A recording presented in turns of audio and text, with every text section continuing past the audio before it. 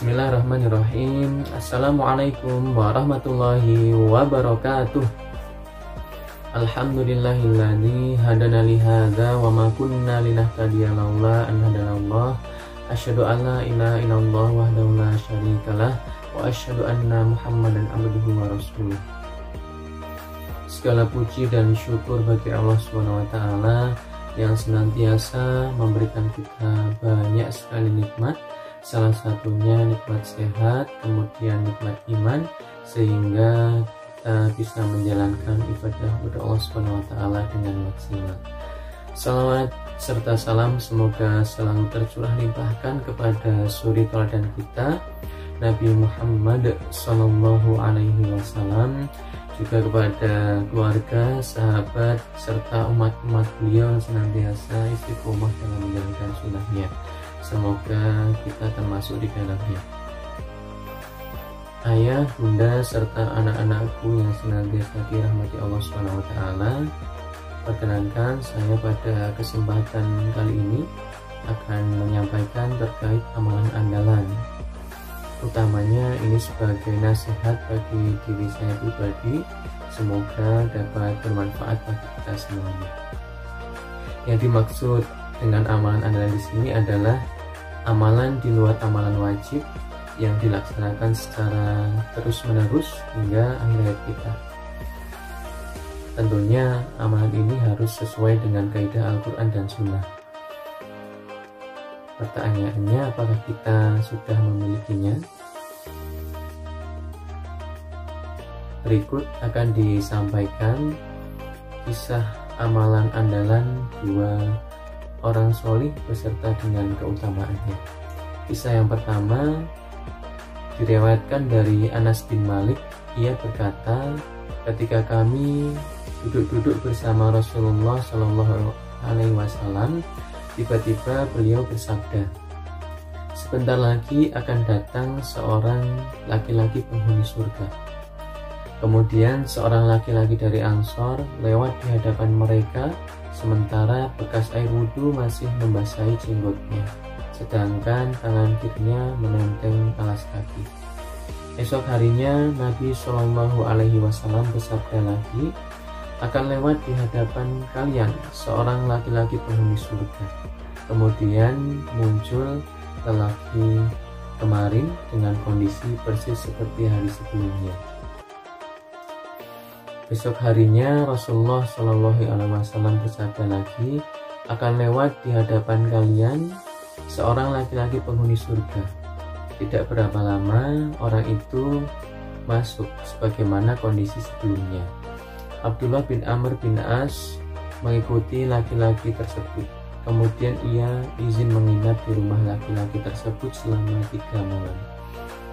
Anas berkata bahwa Abdullah bin Amr bin As setelah menginap 3 hari 3 malam di rumah laki-laki tersebut tidak pernah mendapatinya sedang sholat malam maupun puasa sunnah ketika sahabat yang lainnya berpuasa.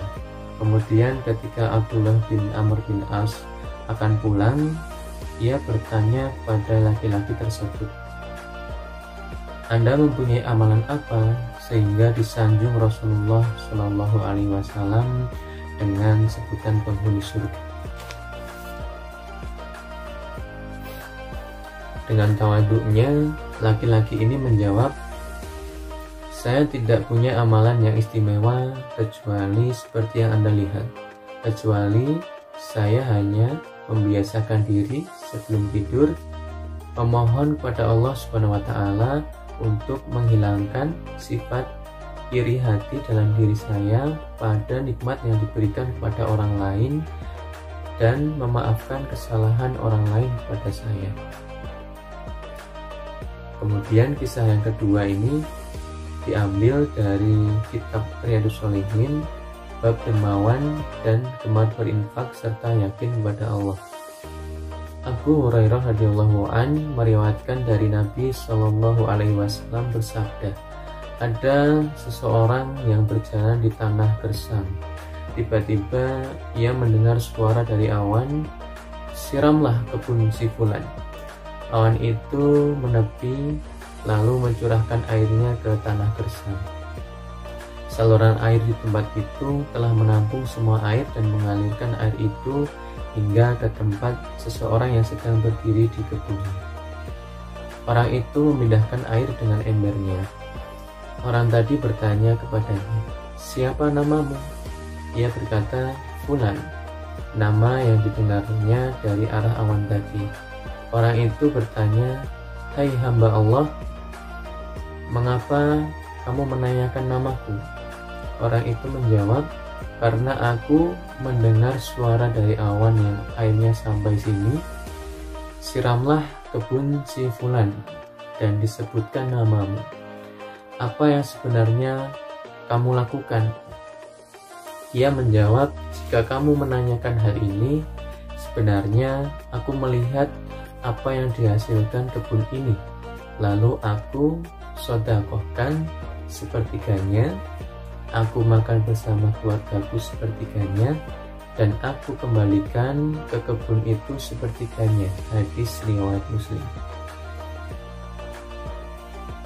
Ya, itu tadi ayah bunda serta anak-anakku yang senantiasa dirahmati Allah Subhanahu wa taala adalah dua contoh kisah ya tentang orang solih dengan keutamaannya masing-masing seperti itu.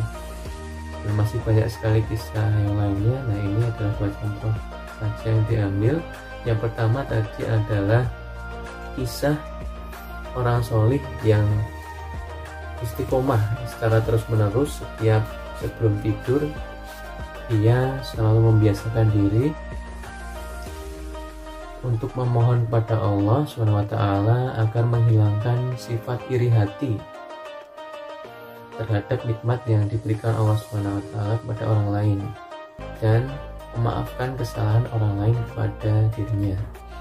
Kemudian yang kedua tadi adalah kisah orang solih yang senantiasa istiqomah ya, setiap kebunnya panen dia mensedekahkan sepertiga hasilnya, kemudian dimakan bersama keluarganya sepertiganya lagi, dan sepertiga yang terakhir dikembalikan untuk ditanam kembali di kebunnya tersebut.